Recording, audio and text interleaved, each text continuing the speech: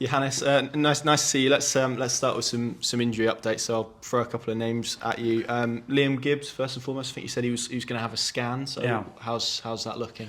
Not really positive. So I think we're talking return to play maybe 10 weeks time.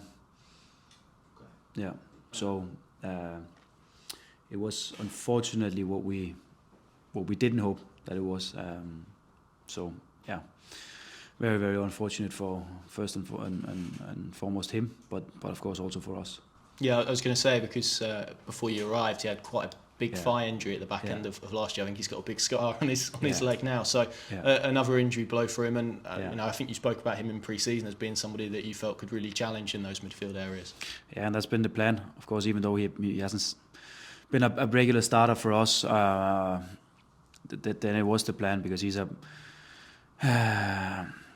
good player. He has the capacity, especially physically, to cover a lot of ground. That's unfortunately how it is, and we just have to support him the best possible way. And on El as well, I think he sort of posted on social media that maybe looks like one that's going to keep him out for a little while. Yeah, and it's the same. So we're talking 10 weeks time, something like that. It didn't seem that serious actually in the game, and we thought that we went with low risk and took him out after these 7-8 minutes on the pitch, but we could see that he was struggling running with full speed and full power. So we went with what we thought was low risk, but now it seems that it was very, very important we actually took that decision because it's also a longer one for him. And again, someone that had an injury absence at the back end of last season as well. So do you have to manage them the best you can in terms of their mindsets when they've been out for a period, they come back, there's all that excitement, and then it happens again, and frustration? That is the difficult part about being injured, because you have to keep close to the squad still. You have to be close connected. So we do everything we can to still. They have to be in meetings every morning. They have to be involved with the team. But of course, we also have to respect that there will be sometimes different days for them where it's okay for them to stay at home or do something different, because it doesn't make sense for them to be in every day. But especially that feeling about being a part of a team can disappear a little bit when you're injured for a longer time, and that's where we have to be strong as a group to make sure that they still feel a big part of it. And Anis Ben Slimani, where are we with him? Back in the team. He's been on the pitch the whole week, so he's back in.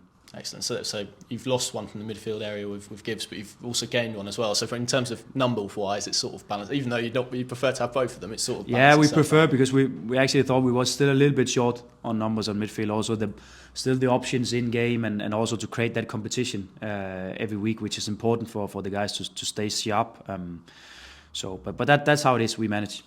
Do you think he's in a position physically where he would be able to start if you needed him? Yeah, he is. Yeah. Okay, excellent. And in terms of anyone else, is there any sort of other issues heading into this weekend? Any other players that you're sort of monitoring?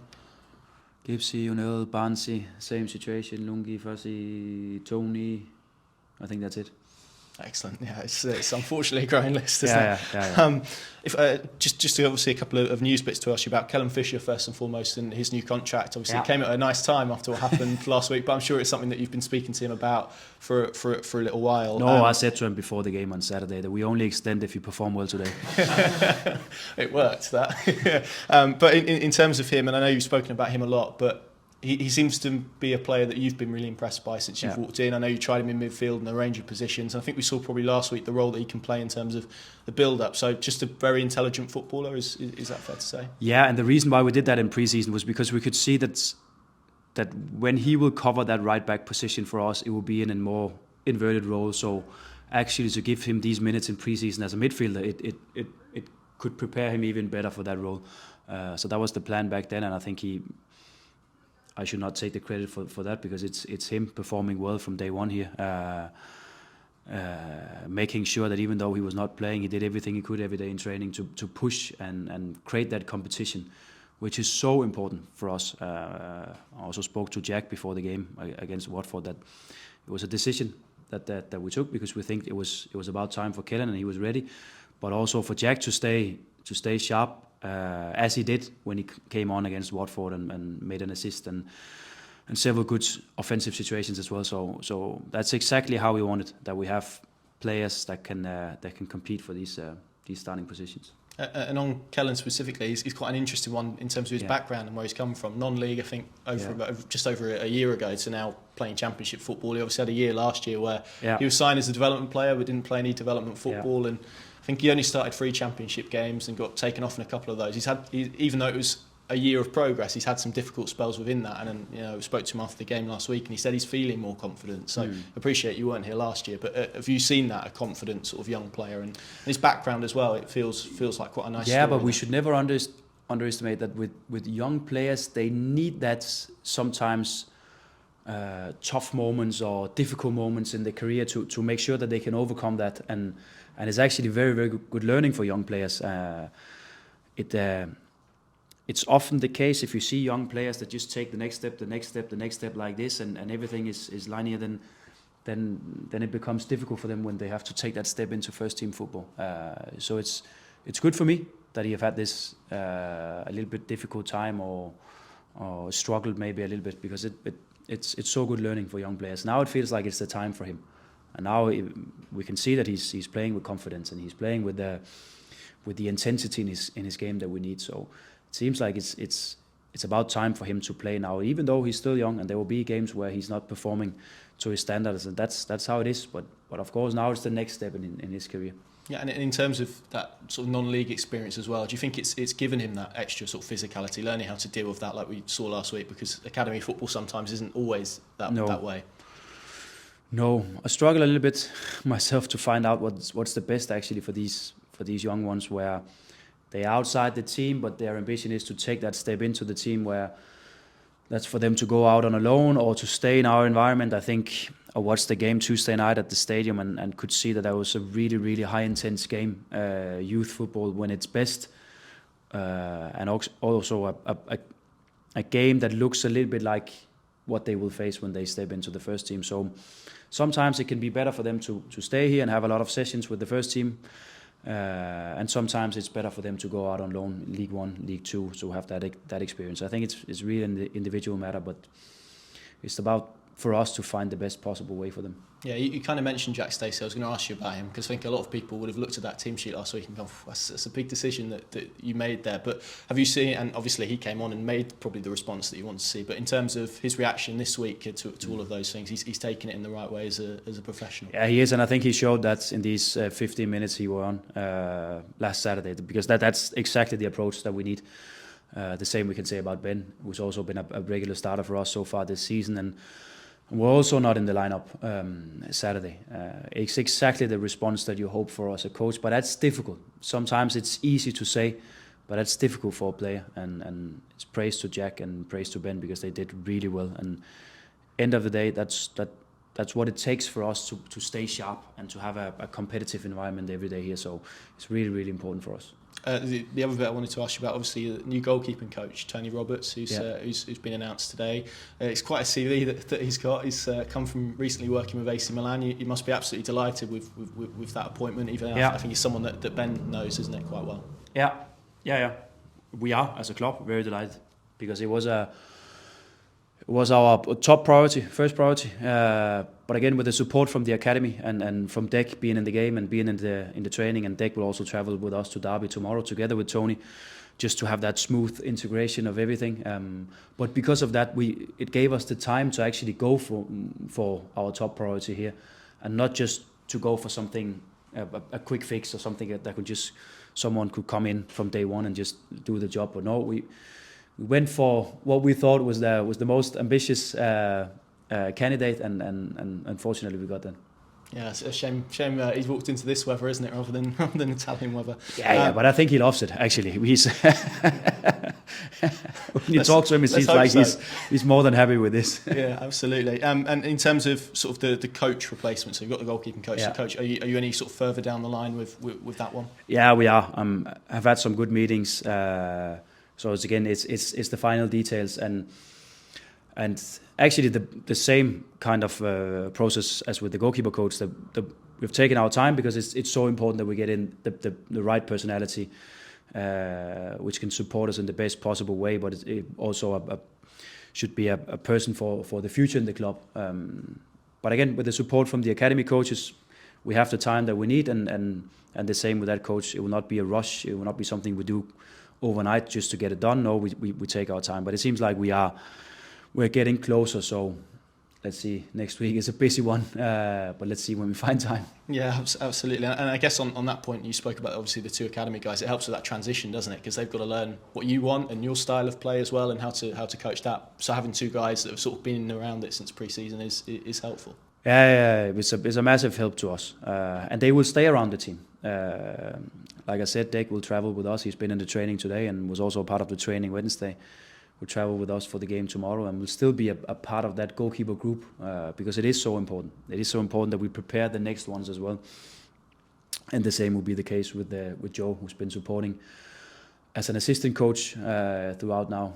1.5 weeks, and he will also stay around the group when it makes sense. Of course, we have to accept and acknowledge that he covers another job as well. So we cannot take all his time, but it's important that he's there, and I think what they have given to the group, but also the coaching staff, has been very good.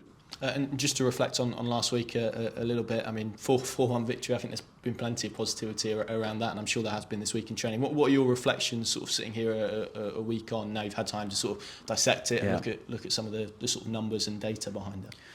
Yeah, I think it's actually more or less what I said after the game. I think I was really delighted and still am with the good moments in the game. I think the good moments we had in that game was maybe our best moments so far this season. I think we played on a very, very high level, and I think from outside we sat with this feeling throughout more or less the 90 minutes that we could actually score a goal more or less all the time in the game, which is a good feeling to have, to be honest, in a game.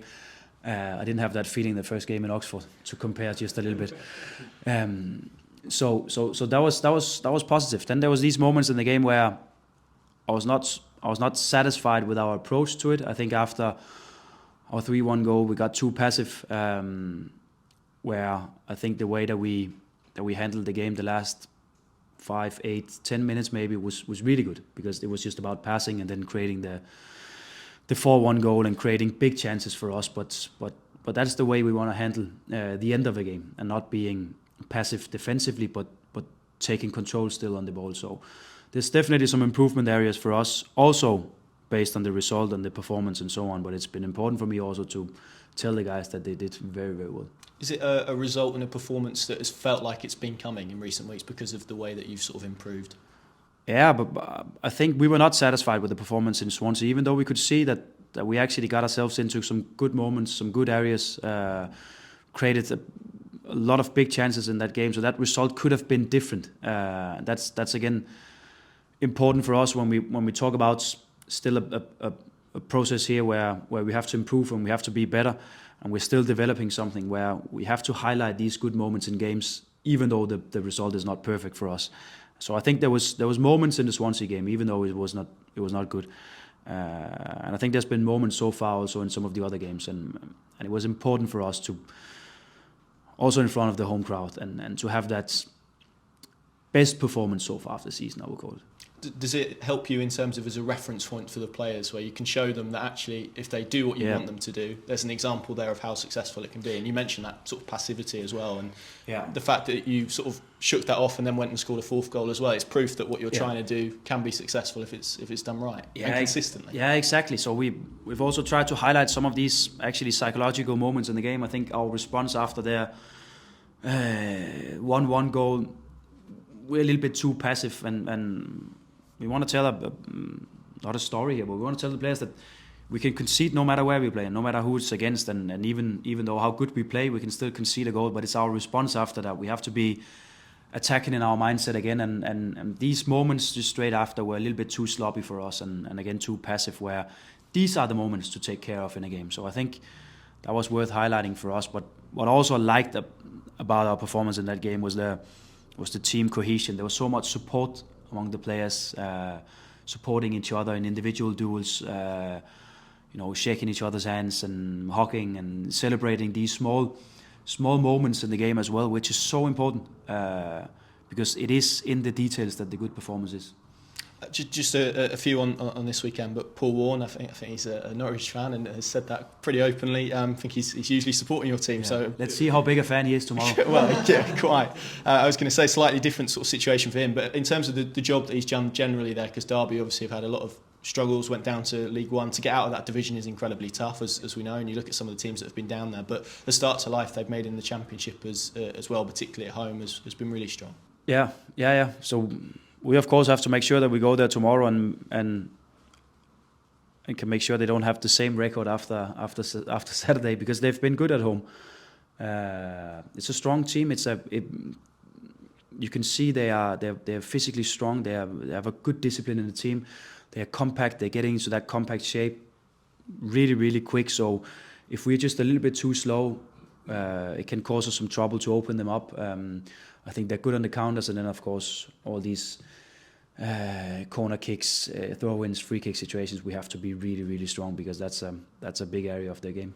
With Warne, when there is a coach who has an attachment, can that lead to more motivation? Can he get more motivation into his players out of that on a sort of one game basis? Yeah, you never know. I don't think so.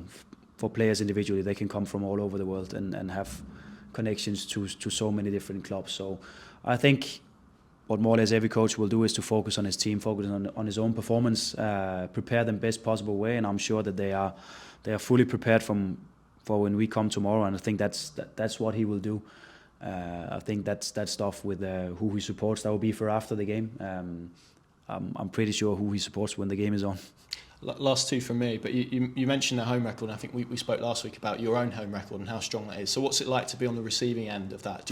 Can you do anything differently as a coach to try and sort of preempt, I guess, maybe the momentum and positivity that the team has in that circumstance? Yeah, we can build on it, because like I've said so many times now, we can really feel the support. Now I just heard how many fans are travelling to the game tomorrow, which is really, really impressive. So we can really, really build on that, and like I said also before the Watford game, that's in these moments of the game where we need support, where we struggle a little bit, where we need that extra motivation, maybe we need that extra power. We can get it from the crowd, so that's really important. End of the day, statistics at some point they will break. That's also what you see. We just hope that it will not be too soon for us when we play at home. But that's how it is. But there's a big advantage for us when we have that support, and they will do it also in the difficult moments. So definitely.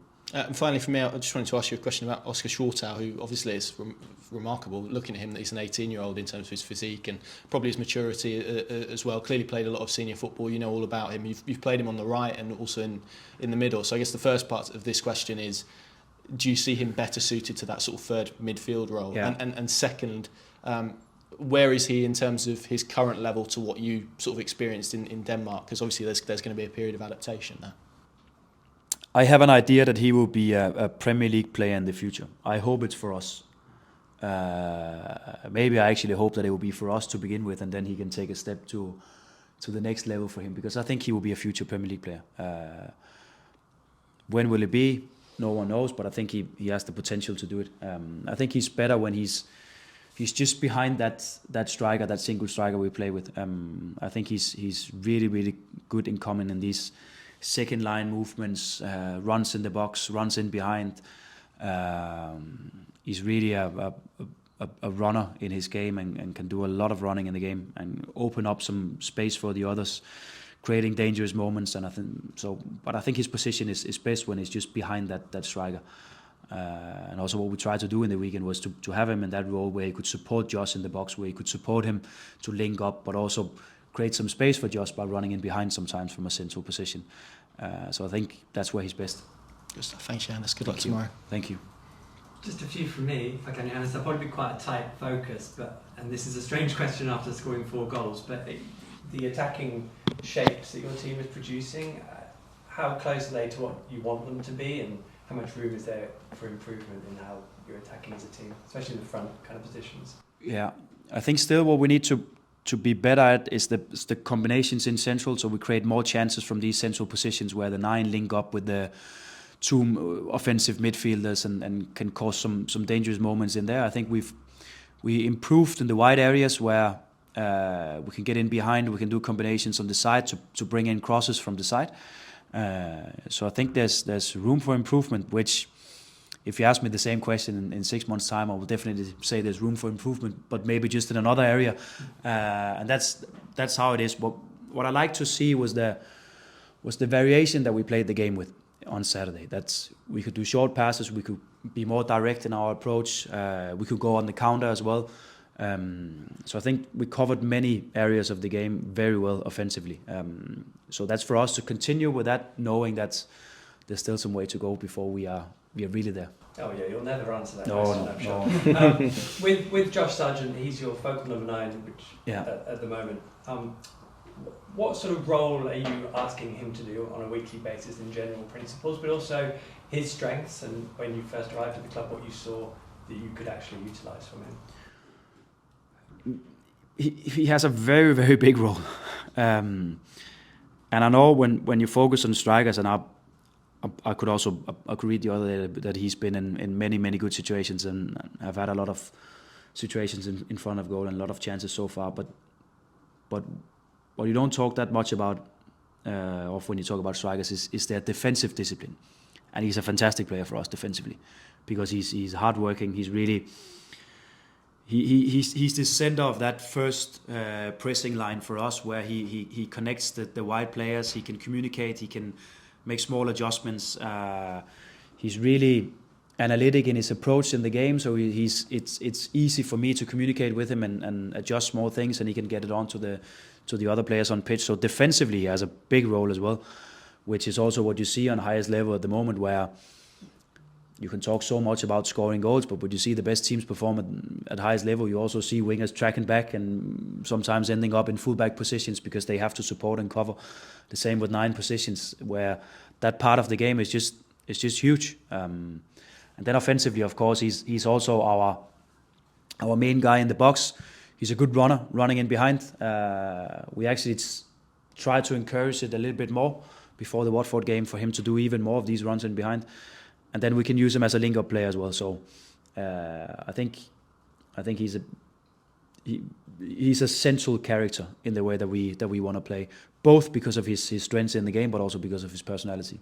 Yeah, and just lastly, I mean, this almost feels like a contradiction, because I don't know if you'd maybe want to narrow where he is involved in play to a degree, because you're playing positionally and maybe you want that structure.